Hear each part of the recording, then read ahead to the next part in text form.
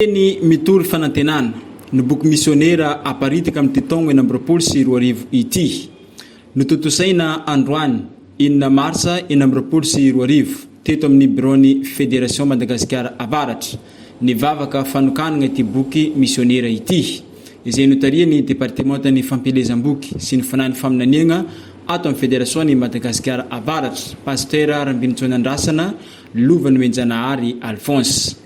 Nandritra ny vavaka fanokanana ity boky ity dia afatra mafonja no nambarany tarin'ny départementan'ny fampelezam-boky sy ny fanahiny faminaniana ato amin'ny FMN fa betsaka ireo fomba fagnatontosagna ny iraka fitorenan'ny filazantsara ary agnisan'izany ny boky ka ity boky misionera ity dia vitaovan-tserasera tsy miteny nefa mavita asa betsaka ho izy sady nagnentina ny rehetra mba handray anjara hividy sy hagnaparitaka ny boky. Zay fanatontosana ny iraka zay nefa dia amin'ny fomba maro isan-karazany no entsika anatanterahana azy. Dia ny resantsika androany zany dia makasika ny boky.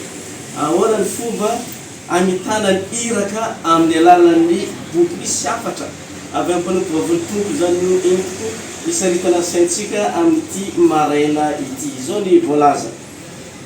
Ao ka ny membre adventiste mitandra ny andro fafito tsirairay hanontany tena hoe inona no azoko atao mba anambarana ny hafitra anjery fahatelo.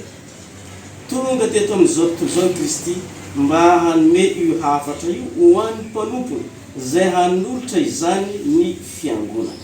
Io hafatra io dia natao hotoriana amin'ny firenena ny foko, ny samy hafa fiteny ary ny olona rehetra.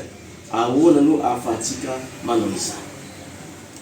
Zay ny teny fampiatreheta fantany napetraka ny mpanompo vavony tompo. Ny membre tsirairay avy ao amin'ny fiangonana adventiste izy aoka anontany tena hoe inona ny azoko atao anapariany ny afatry ny anjely fahatelo.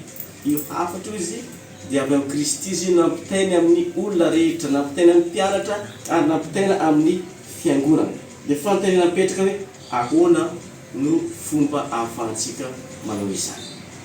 Nagnamafy izany ihany koa ny filohan'ny Fédération Madagasikara Avaratra pasteur Samizara Samuel Tsiafa fa isika no modely voalohany amin'ny fagnaparitagna ity boky misionera ity amin'ny vahoaka rehetra.